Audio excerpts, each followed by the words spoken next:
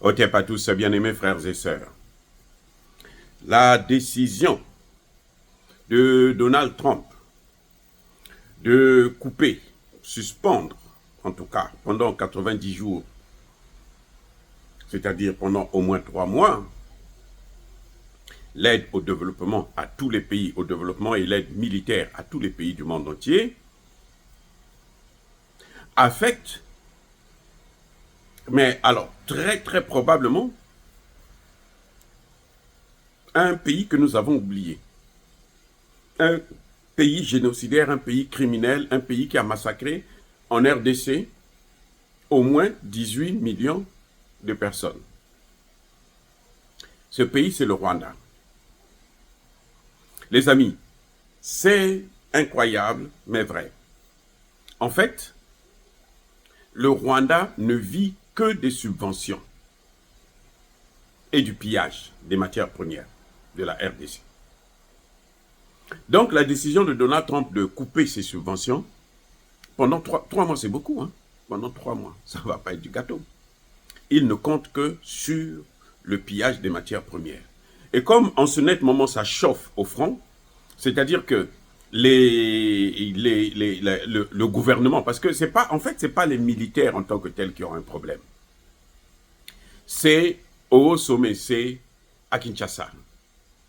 C'est le gouvernement, c'est le président de la République qui a des problèmes. Mais alors, de sérieux problèmes. Parce que, jusque-là, même autour du président, il y a encore des gens qui prennent toujours des décisions en faveur de Kagame. Alors qu'ils sont conscients que ces décisions-là, ça aide Kagame à prendre le territoire qui ne lui appartient pas, le territoire congolais, et à piller le Congo. Donc, c'est vrai, vous allez me dire qu'il y a des militaires. Dernièrement, Minova a été, comment dirais-je, sacrifié par un Congolais de père et de mère, de pur sang. Pas un Rwandais, un Congolais d'origine rwandaise. Non, par un Congolais, un général congolais, qui était jaloux du fait qu'il devrait être remplacé par un nouveau général qui venait d'être nommé, mais d'origine rwandaise. Voilà le problème qu'il y a au Congo. C'est la trahison des généraux, surtout ceux de Kabila. Kabila, avant de partir, il avait investi plus de 20 millions de dollars pour corrompre tous ces généraux-là. Et à travers certains autres généraux, il continuait à financer ces gens-là. C'est ainsi qu'on a vu des gens comme Chiwewe, comme le général Chico et autres, ont passé leur temps à trahir la nation. Parce que Kabila leur donnait de l'argent pour faire ce qu'ils sont en train de faire. Et malheureusement, autour de Tshisekedi, il y a encore des gens qui influencent les décisions importantes que Tshisekedi veut prendre dans le domaine militaire. Et c'est ça qui freine la situation. Mais n'en demeure la position, qu'il en soit, la position qu'eux, ils sont en train de prendre, il y a encore de Congolais qui sont loyalistes. Congolais d'origine ou congolaises ou d'origine rwandaise qui sont attachés à aider le Congo à vaincre le Rwanda. Il y en a.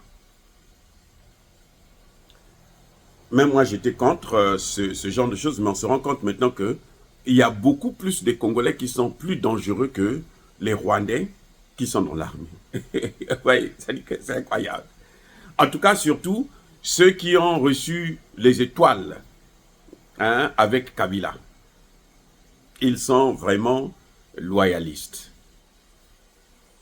Mais ils sont vraiment attachés, justement, au Rwanda parce que, bon, ils reçoivent toujours de l'argent de leur part. Bref, ce que je disais tantôt, c'est que le fait que l'Amérique a décidé de suspendre l'aide, alors le Rwanda n'aura plus d'aide. C'est d'ailleurs pour ça que vous avez vu que le Rwanda a décidé carrément. Le Rwanda a envoyé toute son armée. Aujourd'hui, au Rwanda, là, il n'y a plus de gens. Si Tshisekedi envoie seulement quelques drones là-bas, là, vous allez voir comment ça va être la catastrophe. Parce que le Rwanda a pris toute son armée, a fait rentrer en RDC. Et ce sont ceux-là qui actuellement sont en train d'être alors calcinés. Parce qu'ils sont regroupés en un endroit où il n'y a personne autour d'eux, où il n'y a que eux. Et c'est ça qu'on est en train de les frapper sérieusement. Que les Rwandais sachent que le Congo est en train de devenir leur cimetière. En tout cas, celui de leurs militaires. Et ils sont nombreux et très, très nombreux qui sont en train de tomber. Les amis, c'est dommage parce que en Afrique, on ne veut plus voir de telles choses. En Afrique. Les Africains, je ne sais pas, bon, c'est vrai que c'est les Occidentaux qui sont en train de mener la barque actuellement en Afrique, dans la plupart des pays africains. Ce sont eux qui dictent leur manière de vivre. Parce qu'eux, ils vivent comme ça. Hein. Les Occidentaux, là, eux, ils ne vivent que comme ça. Actuellement, les Européens sont en train de préparer une autre guerre. Avec qui? Je n'en sais rien. Parce qu'ils savent qu'avec Poutine, Poutine va les écraser tous. Mais ils sont en train de préparer une autre guerre. Peut-être avec l'Afrique.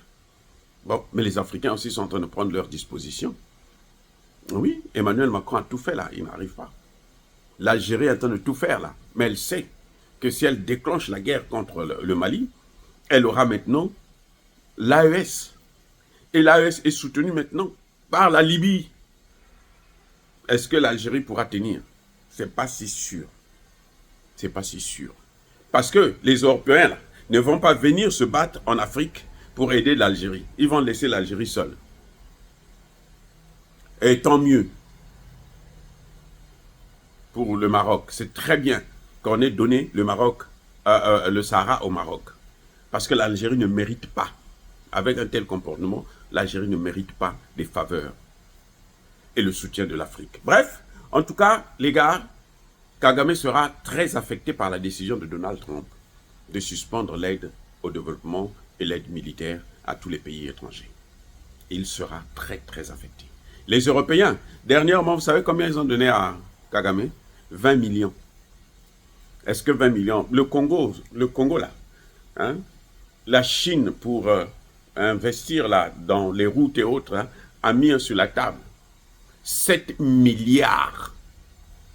Vous lui donnez 20 millions. C'est même pas de l'argent pour faire une guerre pendant 1 an. Non. Une vraie armée, 20 millions, c'est rien. Déjà, seulement le char peut vous coûter 10 millions. Donc, vous lui donnez 20 millions, il va faire quoi avec? C'est pour ça que vous les voyez, ils sont même mal habillés, c'est beaucoup parmi eux. Ils sont même mal habillés, ils sont en lambeaux carrément. Ils sont pratiquement en civil. Chez nous, au Congo, ceux que vous allez trouver en civil, ce sont les Wazalendo, puisqu'ils ne sont pas des militaires. Eux, ils sont seulement des volontaires. Donc, c'est tout à fait normal qu'ils s'habillent comme ça. Mais eux, c'est leur armée qui s'habille comme ça. C'est les hauts gradés là que vous voyez avec des tenues un peu normales, mais sinon, le reste, là, sur le front, c'est quand on les attrape, là, vous voyez que c'est comme des fous. Donc, Kagame sera très affecté par cette décision. Et tant mieux pour lui. Parce que je préfère, en tout cas, je suis content que l'Amérique, le pays auquel je vis, qui m'a adopté, et je paye les taxes, parce que moi je travaille, je paye les taxes, beaucoup de taxes même. Que l'argent que je donne là ne part pas pour aller tuer mes frères congolais. Non. Non, non, non. Ça, je ne suis pas d'accord. Et donc, je soutiens la décision de Donald Trump. Soyez bénis, abondamment bénis par le Dieu de Kémit et par nos ancêtres angélisés. Mais que tous ceux qui persécutent le continent africain, le pillent et le déstabilisent, qu'ils soient noirs, blancs, chinois, arabes, juifs, indiens, qui qu'ils soient punis, maudits, foudroyés, neutralisés, écrasés, effacés par le Dieu des Kémites et par nos ancêtres angélisés. Vive l'Afrique éternelle, j'ai dit et j'assume.